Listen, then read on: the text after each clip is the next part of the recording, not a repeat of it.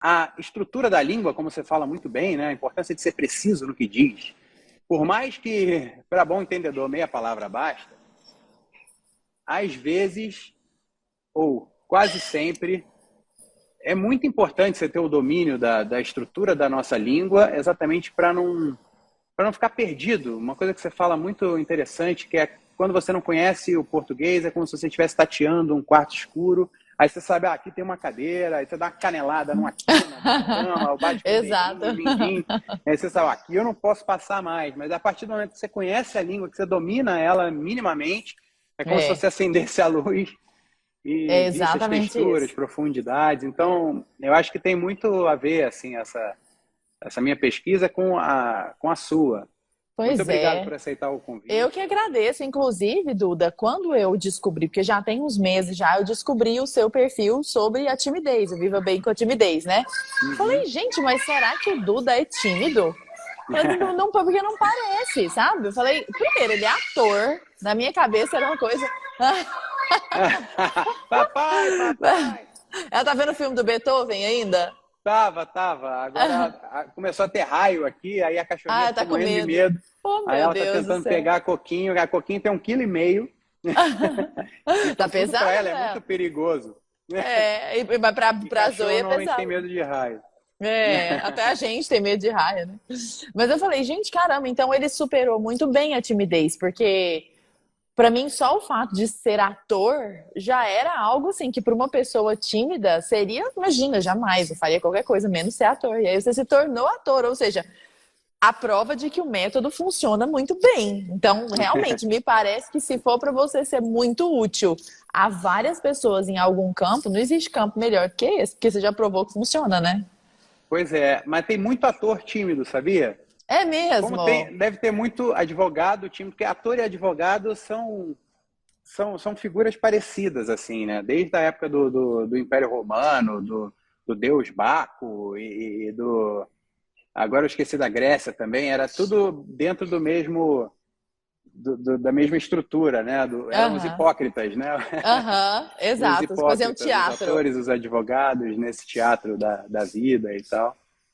E o que que te fez perceber que você era tímido? O que que te fez diagnosticar? Falar assim, ah, então é timidez isso aqui. Porque não é um negócio tão fácil assim, é?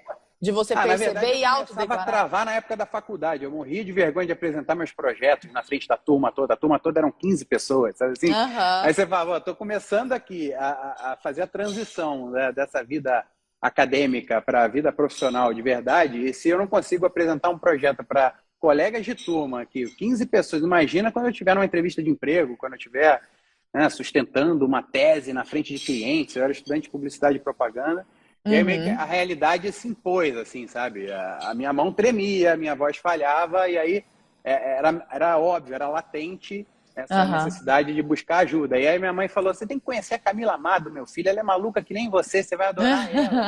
Que foi minha primeira professora de teatro, comecei a fazer aula particular, e era segredo, eu não contava para ninguém que eu fazia aula de teatro. Só Aham. minha namorada, meus melhores amigos, meu pai e minha mãe, eram tipo 5 pessoas, sabe assim, sabiam que eu fazia aula de Aham. teatro.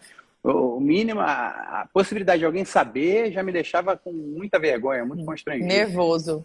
Pois é, mas você nunca cogitou que fosse qualquer outra coisa? Antes de você decretar, não, realmente, eu sou uma pessoa tímida. Você nunca pensou, sei lá, eu sou uma pessoa fraca. Tô falando isso já pensando do ponto de vista da linguagem. Porque se Pois você é, se autodiagnosticasse como uma pessoa fraca, suponhamos, isso traria consequências para a sua vida muito diferentes. Se autodiagnosticar como pessoa tímida, ou se autodiagnosticar como uma pessoa, sei lá, introvertida. Sei lá, dependendo do rótulo que você colocasse aí, isso te daria caminhos diferentes de vida, né? Você foi total. percebendo, de fato, pelos sinais físicos que aconteciam ali? Como é que era? E pelo feedback das pessoas, assim, eu não era tímido em todas as situações, tem tipos de Ah, timidez, né?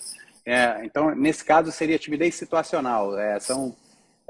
Dentro da teoria das máscaras do teatro, tem uma história de que você coloca uma máscara em cada situação social que você vai interagir. Então, quando eu estou com a minha filha, eu coloco a máscara do papai. Aí eu uhum, tenho um jeito de falar, um jeito de reagir. Aí quando eu vou, sei lá, enfrentar minha vida profissional, eu coloco uma máscara específica. E tem a ver também com essa coisa do Jung, né? Dessas coisas dos arquétipos. E é uma mistura das coisas. E aí realmente eu fui vendo que para desempenhar no mundo profissional, que é uma das grandes diferenças do mundo profissional do mundo amador, é que você tem que resolver os problemas independente se você está se sentindo bem, se você está confiante, se você está motivado. Né? Você tem que realmente resolver problemas. Você tem coisas objetivas que transcendem ali a sua vontade, ao seu bem-estar. Só que a timidez, ela é como se fosse um feitiço, né? Que você fica... Eu gosto de usar de exemplo, por exemplo, a Coquinha, a cachorrinha aqui de casa. Ela tem 1,5 kg, não tem capacidade mecânica de causar nenhum dano. Nem o estrago. Adulto. Nem estrago. E a minha mãe morre de medo de cachorro. Aí, quando a Coquinha sobe na perna dela, a sensação que ela tem é como se fosse um lobo. O lobo mal das historinhas, sabe? O lobo mal do Pedrinho Lobo. E aí ela fica com medo tão grande que ela não consegue manter a noção ali, o domínio, como você fala muito bem, né, na coisa que a gramática normativa ela é a sistematização dos fatos da língua. Então, nossa, que aluno exemplar, gente! Brilhante esse aluno!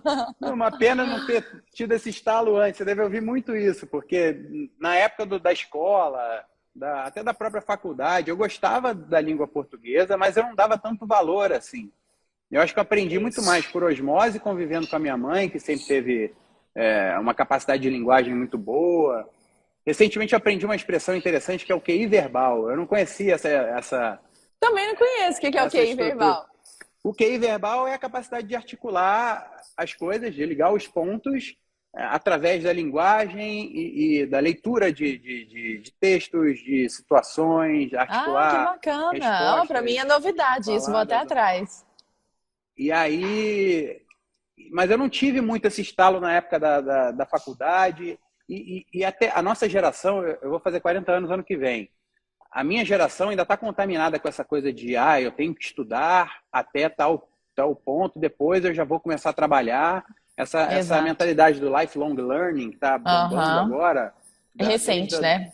Do marketing até a escolinha da minha filha, agora está bombando, agora está na moda. Isso. Mas eu ainda tenho essas limitações profundas que eu tenho que lutar, sabe? Para limpar, para reverter em relação a isso. E com o português, e principalmente vendo o seu conteúdo, foi uma forma muito, muito interessante de voltar a estudar sem perceber, sem acionar aquela defesa não, estudar é chato, estudar português é chato. Nossa, mas que honra então, Duda, mas fica imensa. Como é que você descobriu meu canal? Que ele ainda é tão pequenininho. Caiu lá, né? Alguém sugeriu lá. Que coisa boa, mas fico feliz demais. Nossa, agora achei que valeu a pena. Coisa boa. Às vezes a gente produz lá, não sabe o que você falando. Cada vez mais, né? Você está crescendo e tá virando uma showwoman. A última aula que eu assisti sua era você com o microfone. Só faltou você voar no palco com cabos. Não, mas é porque nesse caso era a época do conteúdo de pré-lançamento do curso, né? Aí o negócio tem meio que caras de show mesmo, assim mesmo. Mas é isso mesmo, você tem toda a razão. O negócio vai ficando mais sofisticado. Mas você sabe que você falou um negócio agora que me deu um estalo aqui. Você falando da teoria das máscaras do teatro, que você veste uma máscara para cada tipo de circunstância, e eu fiquei aqui pensando que, é claro, em cada uma dessas situações em que você veste uma máscara diferente para se comunicar com alguém, você vai precisar da linguagem verbal para isso. E aí, essa linguagem verbal é adequada de acordo com o contexto. Então, por exemplo, se nós vamos à fazenda da minha avó, por exemplo, minha avó tem uma fazenda, lá tem um casal de caseiros maravilhosos. Não adianta eu chegar lá e falar de lifelong learning, de nada disso, assim, eu preciso adequar o assunto, eu preciso adequar a linguagem e eles também comigo. Não adianta eles virem me falar da realidade da colheita lá da assunto, que eu não vou entender nada, assim. O negócio aí da colheita, o negócio tá brabo ali, né? Falam rápido. Falam rápido. Ainda mais aqui em Goiás. Aqui em Goiás não, que eu tô em São Paulo, agora que eu lembrei, eu tô em Ribeirão Preto. Mas lá em Goiás é assim mesmo, o pessoal fala muito rápido, sabe? Do interior, então fala muito rápido. Então, esse tipo de adequação situacional, de qual assunto eu vou escolher, que é uma das bases do seu método, né? O assunto sobre o qual eu vou falar, que tipo de tom eu vou empregar na conversa. Então, por exemplo, aqui entre nós, o tom é muito amigável.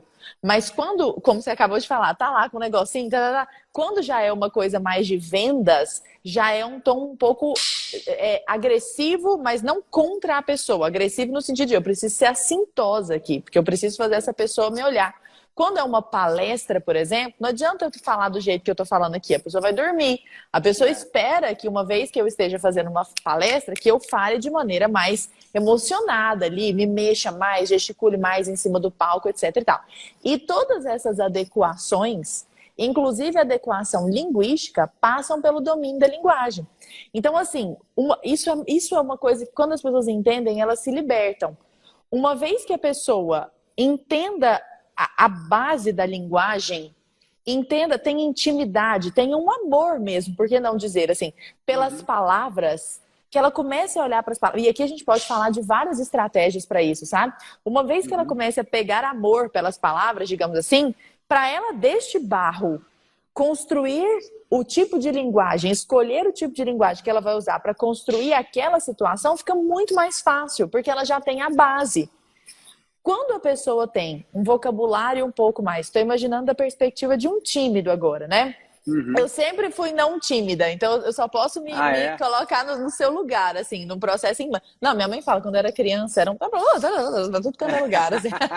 Tipo, o contrário da tagarela, exatamente. Sempre fui representante de sala, assim, falou que era pra fazer alguma coisa, eu queria fazer, eu sempre... Levantava a mão. Queria estar no meio do rolê, sabe? Queria estar arrumando ali. Você sabe o seu temperamento, Duda? Só parênteses? Eu acho que o meu temperamento, mas isso é um diagnóstico meu mesmo. É sempre eu assim. Eu sou fleumático. Eu me considero mais fleumático, assim. Mais fleumático, eu me adapto a situações mais quentes ou mais frias, mas eu também demoro um pouco para... É difícil eu reagir já com muito... Se eu estou já fazendo uma coisa e alguém propõe uma mudança brusca de direção, eu sou do tipo que resiste um pouco, sabe? Mas ao mesmo tempo, depois que eu engreno, eu pego, aí eu vou que vou. Eu sou bem teimoso, assim, quando eu começo a falar uma coisa, por exemplo, a minha filha pode estar se esgoelando ali, e eu vou continuar falando contigo, mantendo o foco no assunto, sabe assim? Isso tem mais jeito de melancólico. Não sei também, Será? né? Nunca é só um, puxa um pouquinho pra lá, pra cá, não sei. É um blend, também. Né? É um blend. Não, você sabe que eu acho que eu sou a sanguínea mais raiz que tem? Sanguínea com ascendente, não existe isso no temperamento, mas sanguínea e sanguínea. Toda vez que eu leio qualquer coisa dos outros temperamentos, eu falo, nossa, não. Aí eu olhei do sanguíneo e falo, meu Deus, é um diagnóstico, sabe? É impressionante. Tagarela, blá, blá, blá, blá. Mas enfim, voltando, quando a pessoa detém, então, esse amor pelas palavras, ela consegue enfrentar essas situações de modo muito mais consciente.